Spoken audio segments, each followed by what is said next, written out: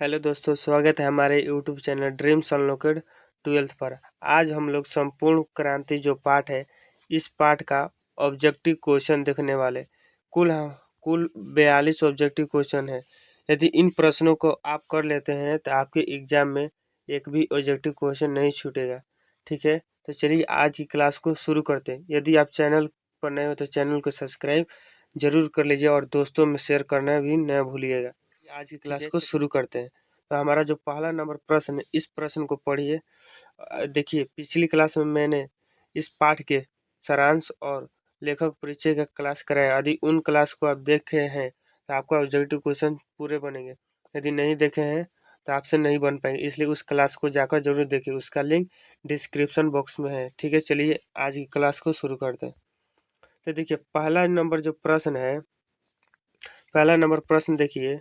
पहला नंबर प्रश्न क्या कहते हैं, किसने कहा था अभी न जाने कितने मीलों इस देश की जनता को जाना है। मतलब इसका अर्थ है कि देश की जनता को एक अच्छी व्यवस्था यानी आज़ादी के लिए, मतलब आज़ादी तो हमको मिल चुका है, आज़ादी तो हमको मिल चुका है, लेकिन जो सुशासन व्यवस्था है वह नहीं मिला है दोस्तों। तो उसको अच्छे उसे उसको प्राप्त करने के लिए और कितना संघर्ष करने पर, यह कोई नहीं जानता। यह जो किसने कहा था, तो देखिए महात्मा गांधी ने नहीं कहा था, ना डॉक्टर राजेंद्र प्रसाद ने, ना लाल बहादुर शास्त्री ने। यह कहा था बच्चों, पंडित जवाहरलाल नेहरू थे। तो इसलिए राइट आंसर सी हो जाएगा। ठीक है, चलिए अगला नंबर प्रश्न देखते हैं। अगला 2 नंबर जो प्रश्न है पढ़िए। 2 नंबर लिखा गया है, किस अस्पताल में दिनकर का निधन हुआ था। देखिए, दिनकर जी का जो निधन हुआ था, दो वह ऑप्शन नंबर ए पढ़िए, पलोगा अस्पताल में नहीं हुआ था। श्री राम नर्सिंग होम में, तो देखिए श्री राम नर्सिंग होम में भी नहीं हुआ था उनका मृत्यु। पी पीएमसीएच पटना में हुआ था, नहीं हुआ था। जो उनका जो मृत्यु हुआ था, तो बच्चों ऑप्शन नंबर डी यानी विलिंगडन नर्सिंग होम हॉस्पिटल में उनका जो था दिनकर जी का मृत्यु। आप इसे याद कर लीजिए, दिनकर जी का मृत्यु किसे हुआ था, तो विलिंगडन नर्सिंग होम में इनका मृत्यु हो गया था। ठीक है, चलिए अगला जो 3 नंबर प्रश्न है उसे पढ़ते हैं। 3 नंबर प्रश्न पढ़िएगा, जयप्रकाश नारायण को किसका दलाल कहा गया था। देखिए, जयप्रकाश नारायण अमेरिका पढ़ने के लिए गए थे। अमेरिका पढ़ने के लिए गए थे। ठीक है, अमेरिका पढ़ने के लिए गए थे। देखिए, उन्हें रूस का दलाल नहीं कहा गया है, ब्रिटेन का नहीं, नहीं जापान का, उन्हें कहा गया है अमेरिका का दलाल। तो इसलिए राइट आंसर डी हो जाएगा। ठीक है, अगला नंबर प्रश्न पढ़ेंगे। तो अगला नंबर प्रश्न देखिए, पढ़िएगा। अगला नंबर प्रश्न पढ़िएगा। लिखा गया है, जयप्रकाश जी मार्क्सवादी कब बने। तो देखिए, जी मार्क्सवादी कब बने थे, जब जब जो था 1924 में बने थे। कब बने थे, तो 1924 में बने थे। जयप्रकाश जो थे 1924 में, जब लेनिन की मृत्यु हुई थी, लेनिन की मृत्यु हुई थी तब बने थे। लेनिन की मृत्यु के पश्चात वह मार्क्सवादी बन गए थे। तो लेनिन की मृत्यु बच्चों कब हुई थी, तो 1924 में। राइट आंसर 1924 होगा। तो देखिए, ये तो होगा नहीं, ऑप्शन नंबर डी जो इसका राइट आंसर हो जाएगा 1924। ठीक है, चलिए अगला नंबर प्रश्न हम देखते हैं। अगला नंबर प्रश्न देखिए, 5 नंबर प्रश्न लिखा गया है कि फणीश्वर नाथ रेणु की पुस्तक है। तो देखिए, फणीश्वर नाथ जो रेणु की पुस्तक है, सत्यकाम है, नहीं है। कुरुक्षेत्र है, यह भी नहीं है। उस जनपद का कवि, यह भी नहीं है। उनका जो जो पुस्तक है वो मैला आंचल है। क्या है बच्चों, मैला आंचल है, मैला आंचल, मैला आंचल। आप इसे याद कर लीजिएगा। ठीक है, चलिए अगला नंबर प्रश्न देखते हैं। अगला जो नंबर प्रश्न है 6 नंबर, 1974 में बिहार प्रदेश के मुख्यमंत्री कौन थे। तो देखिए, 1974 में जो बिहार प्रदेश के मुख्यमंत्री थे, अब्दुल गफूर अब्दुल गफूर थे। क्या थे, अब्दुल गफूर थे उस समय के मुख्यमंत्री बिहार के। कब थे, 1974 के, जब जयप्रकाश नारायण ने 5 जून 1974 को भाषण दिया था। ठीक है, चलिए अगला नंबर प्रश्न कर देखते हैं। अगला नंबर प्रश्न देखिए कि 7 नंबर, किसे लोकनायक के नाम से जानते हैं। यह तो इम्पोर्टेंट काफी प्रश्न है, इस प्रश्न को स्टार लगा लीजिए। तो देखिए, लोकनायक किसे कहा जाता है, तो ना ही महात्मा गांधी को कहा जाता है, ना ही महाकवि जयसिंह को कहा जाता है, ना बाल गंगाधर तिलक को कहा जाता है। जयप्रकाश नारायण को लोकनायक रूप में जाना जाता है। ठीक है, समझ गए। चलिए अगला 8 नंबर प्रश्न देखते हैं। 8 नंबर प्रश्न पढ़िएगा।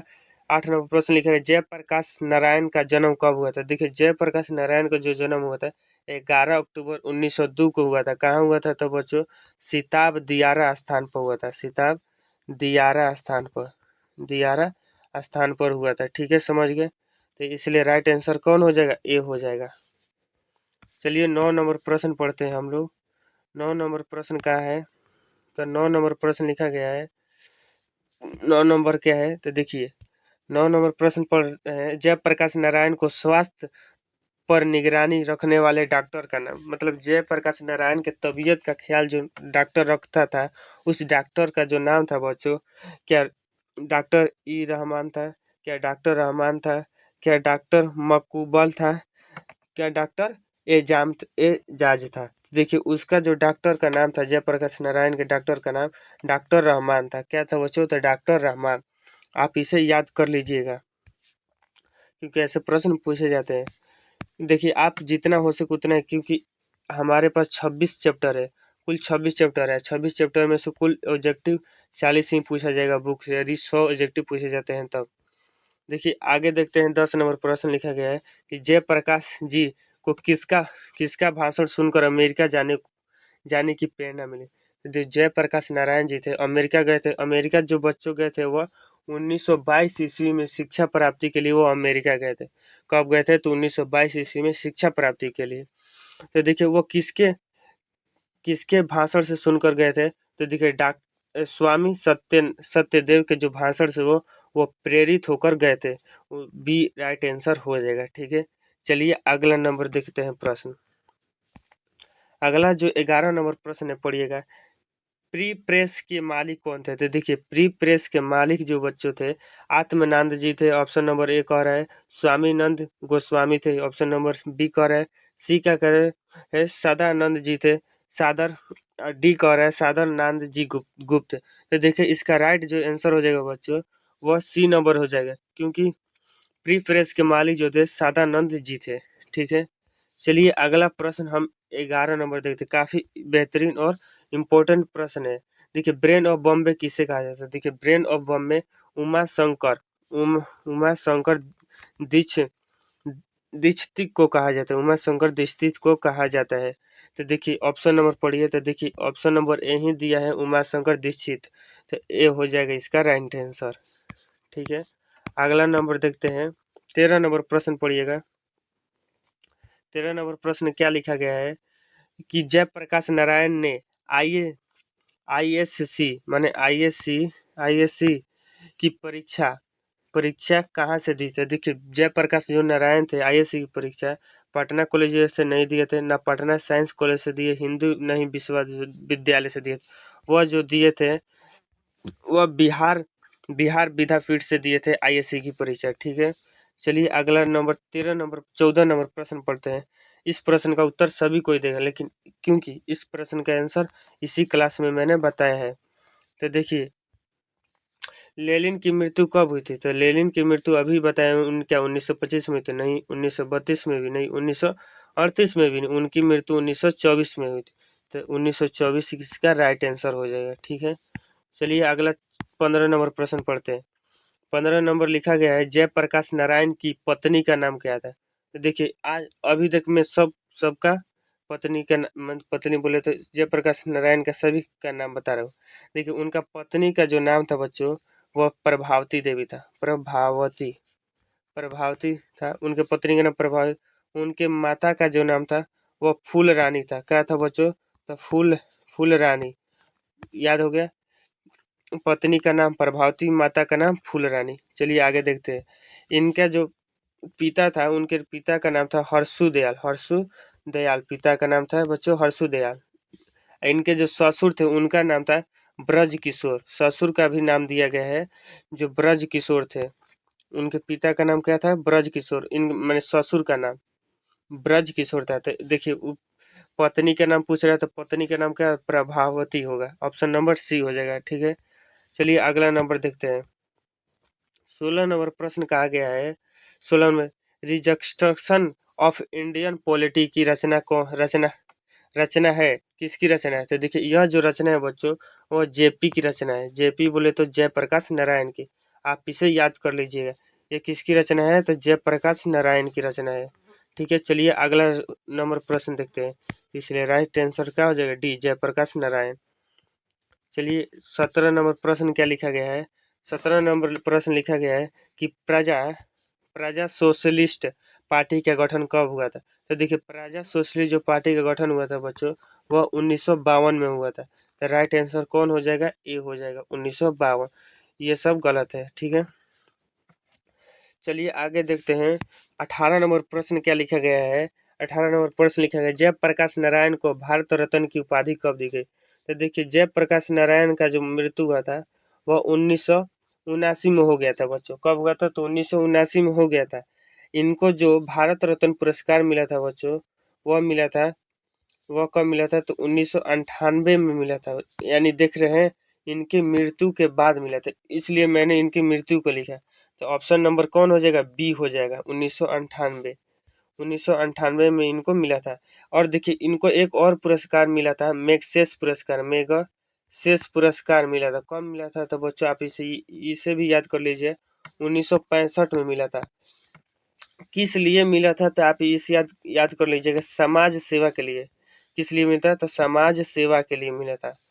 ठीक है, 19 नंबर प्रश्न की ओर बढ़ते हैं। तो देखिए 19 नंबर प्रश्न लिखा गया है, उर्वशी किसकी रचना है? तो देखिए बच्चों उर्वशी जो रचना है रामधारी सिंह दिनकर जी की रचना है। तो ये सब गलत है, इनकी रचना नहीं है। सुमित्रानंद पंत, जयप्रकाश नारायण, जयप्रकाश शंकर, किसी की रचना, जो रचना है वह दिनकर जी की रचना है। तो चलिए 20 नंबर प्रश्न देखते हैं। माटी की मूर्ति रचना रचना किसकी है? तो देखिए माटी की मूर्ति रचना किसकी है? तो देखिए ऑप्शन पढ़ते हैं। पहला रामधारी सिंह दिनकर नहीं होगा। आगे दो प्रश्न लिखा गया है, देखिए इसका जो राइट आंसर होगा राम वृक्ष बेनीपुरी होगा, क्योंकि जो माटी की मूर्ति रचना है वो राम वृक्ष बेनीपुरी है। तो ये सब गणार्जन माधव मुक्तिबोधि गलती, आरती प्रसाद सिंह, ये सब गलती ऑप्शन है। ठीक है, चलिए आगे देखते हैं। 21 नंबर प्रश्न क्या लिखा गया है बच्चों? तो 21 नंबर प्रश्न लिखा गया है, दिनकर जी किस लिए प्रसिद्ध थे? प्रसिद्ध है, तो देखिए दिनकर जी थे, किस लिए प्रसिद्ध है? देखते पढ़ते। क्या साहित्य रचना के लिए प्रसिद्ध थे? क्या संगीत के लिए प्रसिद्ध थे? क्या मूर्ति निर्माण के लिए? क्या उपन्यास लेखन के लिए? तो देखिए जो जयप्रकाश नारायण थे बच्चों, वह साहित्य रचना के लिए प्रसिद्ध थे। साहित्य रचना के लिए प्रसिद्ध है, ऑप्शन नंबर ए हो जाएगा। ठीक है, चलिए 21 नंबर हो गया। अब 22 नंबर प्रश्न की ओर बढ़ते हैं। तो देखिए 22 नंबर प्रश्न क्या है? जयप्रकाश नारायण को भारत की जनता किस नाम से जानती है? तो इसका जो यह जो क्वेश्चन पहले भी है, लेकिन उस क्वेश्चन में इसका पूछने का तरीका क्या था बच्चों? अलग था। तो देखिए किस नाम से जानती है भारत की जनता? वह लोक नायक के रूप में जानती है। लोक नायक, लोक मतलब लोग और नायक मतलब हीरो, हीरो के रूप में मतलब इनको जानती है। तो समाज सेवक नहीं होगा, देश नायक नहीं होगा, जन नायक नहीं होगा, ऑप्शन नंबर सी लोक नायक होगा। ठीक है, चलिए अगला नंबर प्रश्न देखते हैं। 23 नंबर प्रश्न लिखा गया क्या बच्चों? जयप्रकाश नारायण जयप्रकाश नारायण ने संपूर्ण क्रांति वाला ऐतिहासिक भाषण कहाँ और कब दिया था? तो देखिए यह जो भाषण था उन्होंने पटना में दिया था बच्चों। कहाँ दिया था? पटना में दिया था। कब दिया था बच्चों? तो 5 जून 1974 को दिया था, 5 जून 1974 को। तो ऑप्शन नंबर कौन हो जाएगा? क्या इलाहाबाद में ना, रांची में ना, जमशेदपुर में ना, पटना में दिए थे। कब दिए थे? तो 5 जून 1974 को। तो राइट आंसर का हो जाएगा डी हो जाएगा। ठीक है, चलिए अगला 24 नंबर प्रश्न देखते हैं। 24 नंबर प्रश्न लिखा है, संपूर्ण क्रांति किसकी दिन है? इसका आंसर आप बिना ऑप्शन देखे, तो देखिए संपूर्ण क्रांति जो बच्चों दिन है वो जेपी की दिन है। जेपी की दिन है, यानी जयप्रकाश नारायण की दिन है। चलिए देखते हैं, ऑप्शन नंबर कौन हो जाएगा? डी हो जाएगा। ठीक है, चलिए आगे देखते हैं। 25 नंबर प्रश्न क्या लिखा गया है? 25 नंबर प्रश्न, संपूर्ण क्रांति पाठ में दिया गया भाषण किसका है? तो देखिए संपूर्ण क्रांति पाठ में जो भाषण दिया किसका है? जयप्रकाश नारायण का है। तो रामधारी सिंह दिनकर नहीं होंगे, भगत सिंह भी नहीं होंगे, इनमें से कोई तो पहले जाना ही नहीं। जयप्रकाश नारायण ए हो जाएगा। ठीक है, चलिए आगे जो 26 नंबर प्रश्न है उसे देखते हैं। आगे 26 नंबर प्रश्न लिखा है, जयप्रकाश नारायण का जन्म कहाँ हुआ था? देखिए जयप्रकाश नारायण का जो जन्म मैंने अभी बताया है सिताब दियारा में हुआ था, तो राइट आंसर बी हो जाएगा। ए गलत है और बलिया भी गलत है, छपरा भी गलत है। कौन होगा? बी हो जाए, सिताब दियारा। ठीक है, चलिए आगे जो प्रश्न है 27 नंबर प्रश्न की ओर बढ़ते हैं। तो देखिए 27 नंबर प्रश्न क्या लिखा है, पढ़िए। 1974 में छात्र आंदोलन का नेतृत्व किसने किया था? ठीक है, छात्र आंदोलन का नेतृत्व जो किया था वह जयप्रकाश नारायण ने किया था, जयप्रकाश नारायण ने किया था। तो देखिए जॉर्ज फर्नांडिस नहीं होंगे, देवीलाल नहीं होंगे, कर्पूरी ठाकुर नहीं होंगे, कौन होंगे? तो जयप्रकाश नारायण होंगे, ऑप्शन नंबर डी। ठीक है, चलिए 27 नंबर प्रश्न की देखते हैं कि संपूर्ण क्रांति की शुरुआत कब हुई थी, मतलब पूछ रहे हैं संपूर्ण क्रांति कब हुई थी, तो 1974 में हुई थी। कब हुई थी बच्चों? तो 1974। डेट का था तो 5 जून 1974। ठीक है, चलिए ऑप्शन देखते हैं, तो 1974 ऑप्शन नंबर ए। चलिए आगे क्वेश्चन की ओर बढ़ते हैं। यदि वीडियो अच्छी लग रही है तो क्लास को लाइक भी कर दीजिएगा। ठीक है, 1929 नंबर प्रश्न है कि जयप्रकाश नारायण को समाज सेवा के लिए किस पुरस्कार से सम्मानित किया गया? तो जयप्रकाश नारायण को समाज सेवा के लिए जानते हैं बच्चों वो कौन सा? मैंने अभी बताया है, मैक्सेस पुरस्कार से सम्मानित किया। मैक्सेस पुरस्कार, अर्जुन पुरस्कार नहीं, नोबल पुरस्कार यह भी नहीं बच्चों, गांधी सम्मान यह भी नहीं, मैक्सेस पुरस्कार से सम्मानित किया, ऑप्शन नंबर सी। ठीक है, चलिए आगे नंबर प्रश्न देखते हैं। 30 नंबर प्रश्न क्या लिखा गया है? 30 नंबर प्रश्न पढ़िए। जयप्रकाश नारायण मद्रास में अपने किस मित्र के साथ रुके थे? तो मद्रास में जो थे ईश्वर अय्यर के यहाँ, तो वह रुके थे बच्चों। किसके यहाँ? ईश्वर अय्यर के यहाँ। तो देखिए गंगा बाबू नहीं होगा, दिनकर जी नहीं होंगे, भगवान अय्यर नहीं होंगे, ईश्वर अय्यर होंगे। कौन होंगे? ईश्वर अय्यर, ऑप्शन नंबर सी। ठीक है, चलिए 31 नंबर प्रश्न की ओर बढ़ते हैं। 31 नंबर प्रश्न क्या लिखा गया है? जयप्रकाश नारायण के अनुसार अनुसार देश का आविष्ट किसके हाथों में? तो देखिए देश का आविष्ट कहने का अर्थ है मानी देश का भविष्य किसके हाथों में? तो क्या नेताओं के हाथों में? नहीं, पुरानी पीढ़ियों के हाथ में। जैसे कि पुरानी पीढ़ी तो अब तो उसका अंत होने वाला है, पूंजीपतियों के हाथ में नहीं, वह जो है वह नई पीढ़ियों के हाथ में है बच्चों। किसके हाथ में? तो ऑप्शन नंबर बी, नई पीढ़ियों के हाथ में। तो चलिए आगे जो 32 नंबर प्रश्न है उसे पढ़ते हैं। दिनकर जी को किसके घर पर दिल का दौरा है? तो दिनकर जी को किसके घर पर दिल का दौरा है? चलिए इसका ऑप्शन देखते हैं तब बनाएंगे। तो देखिए दिनकर जी का, देखिए पहला ऑप्शन है रामनाथ जी, रामनाथ जी गोयनका, गंगा बाबू नहीं होगा, जयप्रकाश नारायण यह भी नहीं होगा, ईश्वर अय्यर यह भी नहीं होगा। ऑप्शन नंबर ए हुआ रामनाथ जी गोयनका, गोयनका होगा। ठीक है, चलिए संपूर्ण क्रांति, अगला जो है संपूर्ण क्रांति का नारा किसने दिया?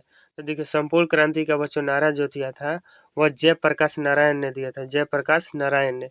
तो देखिए दिनकर जी नहीं, दिनकर जी भी नहीं होंगे, मोरारजी देसाई यह भी नहीं, ईश्वर अय्यर नहीं होंगे, कौन होंगे?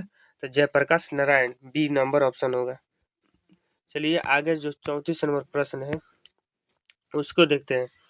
34 नंबर प्रश्न क्या लिखा गया है कि जयप्रकाश नारायण के बचपन का क्या नाम था? तो देखिए जब बचपन का जो नाम था बच्चों वह बाउल था। क्या था बच्चों? तो बाउल था, उनके बचपन का नाम बाउल था। तो देखिए मोनू नहीं होगा, बिट्टू नहीं होगा, किट्टू भी नहीं होगा, बाउल था, ऑप्शन नंबर सी होगा।